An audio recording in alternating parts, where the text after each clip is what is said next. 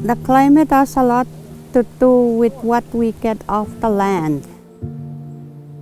One elder, my grandfather, said that times are gonna change drastically. He said that when he was still alive.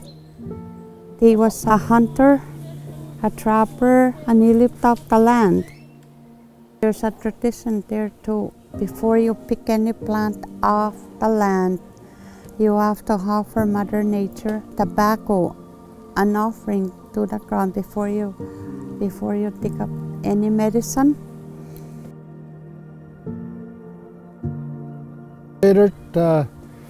As a community, two reserves, 29A and 29, and there's little separate community hamlets, if you may, and Natamik, Wainak, Mamik, and Akamik, and Natakam, here, which we are right now.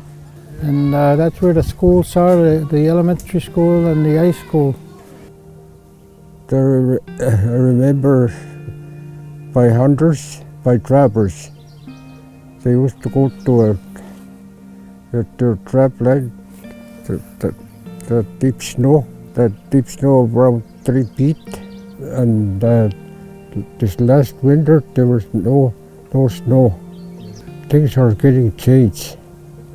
We are standing here in front of the weather station at Red Earth, inside the reservoir, the drinking water reservoir compound.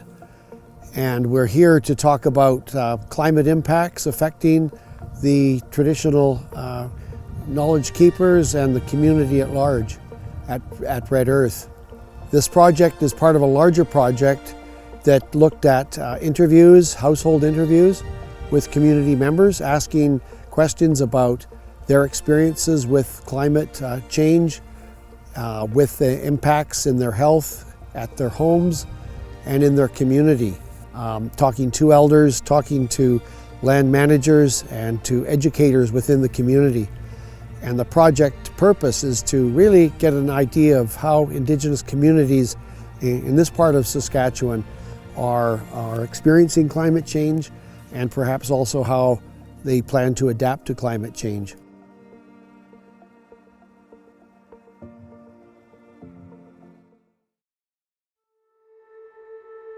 Yesterday I took out Quen and Bob here to our lakes. We went down to, first of all came out in the Redard Lake, then we went down to Kennedy Creek.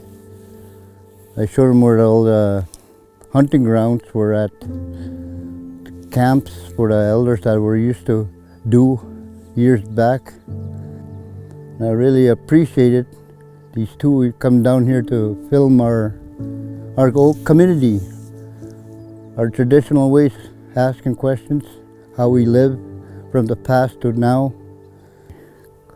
Tend to listen to our elders and the people that they interviewed, how we lived a long time ago.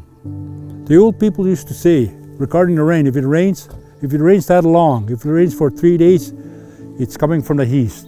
Watch the clouds. They would say, if they're coming that way, it's going to rain. And the way they used to know that the rain is because of those poplar trees, the leaves will flip over. It's not going to rain right away, but 2 days or 3 days there, it's going to happen.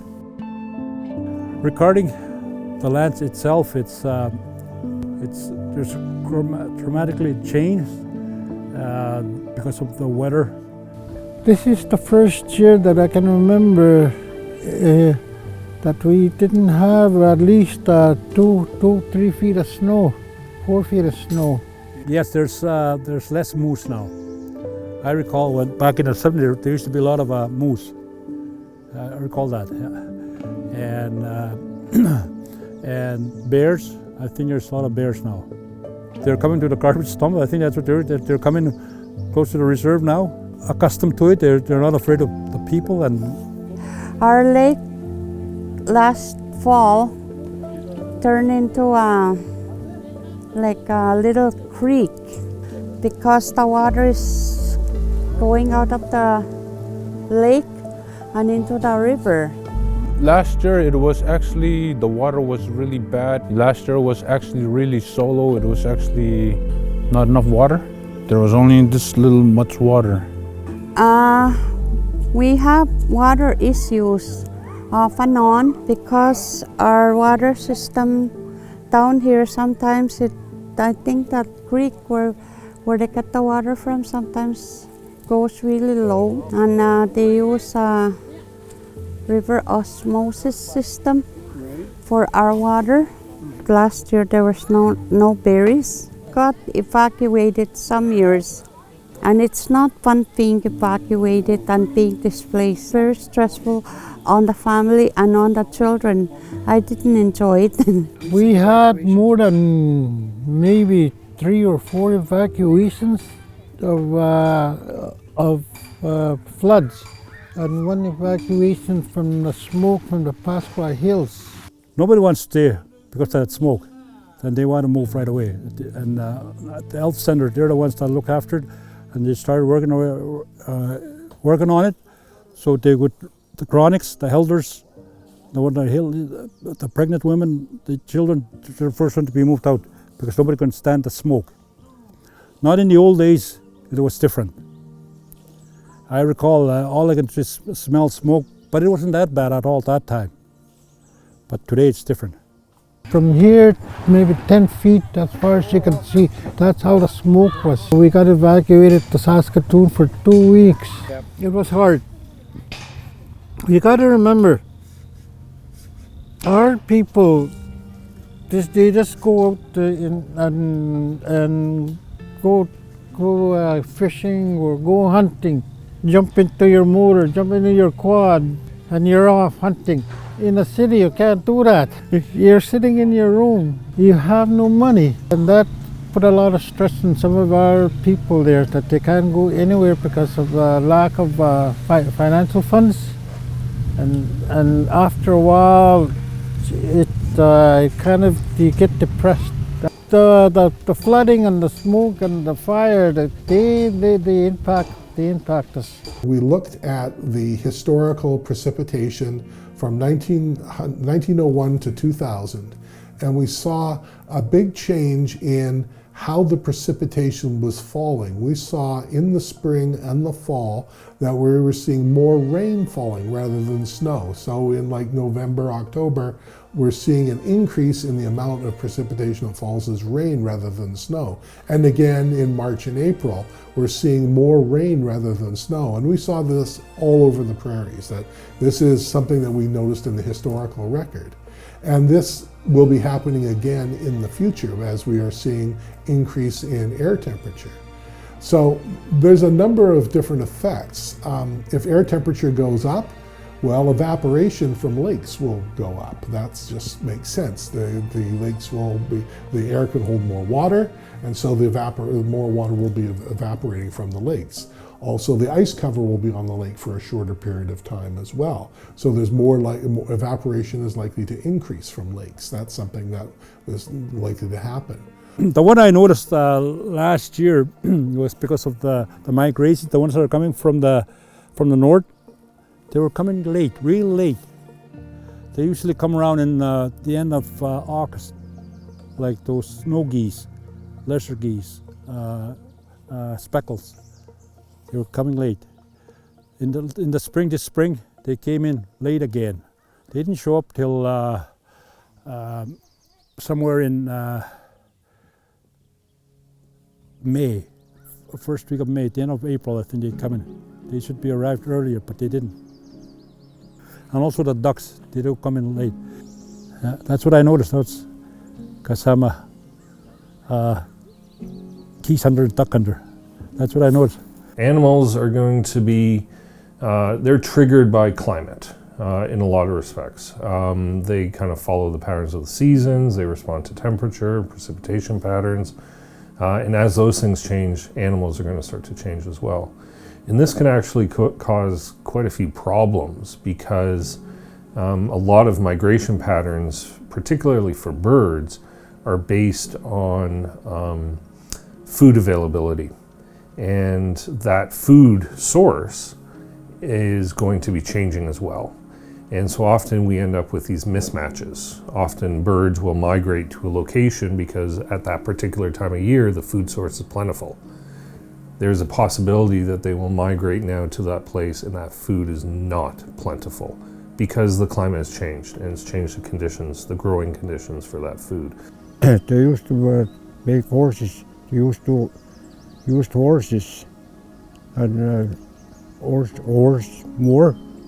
They cut the hay, and when that weather change started to rain, they couldn't make any hay. Some of the houses are flooded in the springtime, so the water rised up into the basement underneath. That's where the houses got mold. If we have temperatures rising, there may be times in the winter where we don't have snow on the ground. And I think we saw that in quite a few places this last winter, where there were times where there was no snow. That's very unusual. If you look back in the historical record and talk to people, that didn't really exist. That's something that's really been quite new. And that's something that can have all kinds of effects. If the snow is not covering the soil can dry out over the winter time because it's not protected from the cold, dry winds. The moose population in our area is down. I don't know why it's down, but it's down. The deer population is down. I don't know why the deer population is down. And the water level in our area is impacted by what I think for the farmers upriver of Kerr River. The Kerr River starts from Waka, Saskatchewan, and there are farmers in all the way from Waka up to the Smoky Branch area. And quite a few years ago, I was hearing stories that a lot of them were draining their land so they can grow crops. And when they did that, they did not consult us what impact it would cause. And there used to be small hay camps throughout, starting in July, when the families used to go we'll do the hay camps. The land is not getting drier, the land is wet. I used to go in my haylands to pick up muskrat root for medicine. And the last 4 years I can't do that because of the pitch. The land where I used to pick up those muskrat root it's too wet. You can chew that rat root. You gather it up first, clean it, then you dry them up. Then you can chew that rat root for colds, sore throat, and even you can even grate it to drink it with your tea. The Red Earth Lake, it's our livelihood. It's for where muskrats there aren't any muskrats right there because it's solid water. But it has to be looked at so it doesn't jeopardize that, and also for the ducks and the fish and the other species like moose. Biggest hope and my concern is that we're losing our language right now. Not enough of our people are talking to their children at home with our first language, which is Cree. They're not most. I think most of them are they lost that language already, and they're speaking their children in the second language. What we've discovered so far is that climate change is just one factor that's affected the community. There's factors of hunting and perhaps overhunting from outside the community, logging and other industrial uses outside the community, many of which have happened without consultation here, some going back to the 1970s and 1980s. Also dam management. The E.B. Campbell Dam may or may not have a large impact here, but the flow of water through this community is going through significant changes. The lake level is dropping. But at the same time, there's sudden weather events that's bringing heavy rainfall, and that rainfall is affecting roads, road infrastructure, and households. Households getting wetter and then causing mold to be created within the houses. So there's multiple impacts. To just talk about climate change, what we've realized in the few days we've been here is not enough. Climate change is overlapping these other impacts that have happened over the past few decades, and it just further compounds the problems that are being experienced. What we've also noticed is tremendous resilience. We participated yesterday in a fishing derby. We saw fish being caught. A lot of content and happiness and community gatherings. There's a culture school going on right now, a culture camp, traditional food preparation. That's what we're trying to teach our young people here, that how we lived a long time ago, and we're still trying to maintain that our culture, our style, the way of life. As far back as the late 1800s, I think they started farming, not farming, growing cattle and gardening as an extra source of food besides our primary food source, which were moose and deer and the beaver and the muskrat, the rabbits, those kind of things, those kind of animals that we used to consume back in the day. We're teaching our kids here at the high school level how to skin, how to trap those fur-bearing animals.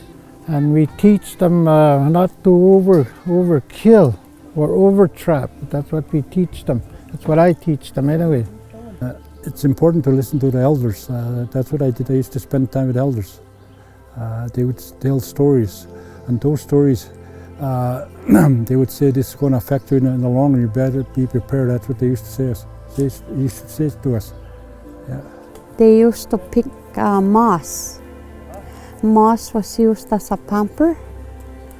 Back in our day, we used to harvest the moss, dry it, and then in the fall they would get loads and loads of it and store it in houses on the second floor, and that's where the moss would be dried out and used for the winter for the baby. This was also medicine for the baby before Pampers. I work as a holistic culture support worker, as an elder. I do bonnets and mosquito bonnets, wraparounds, moss bag. The moss bag represents is a womb, and when you put the baby in the moss bag with the blanket represents the placenta, and that rope that you tie the moss bag with is a umbilical cord, and there's a fabric that's called a veil. That's the amniotic water. I started learning to make these things at a young age when I was a young mother with my first child. We want to carry it on with other ladies or children and the young adults, so they can do this for their children as they grow up. The impacts of climate change are not the result of what's happening here, but what's happening in the world and outside the community.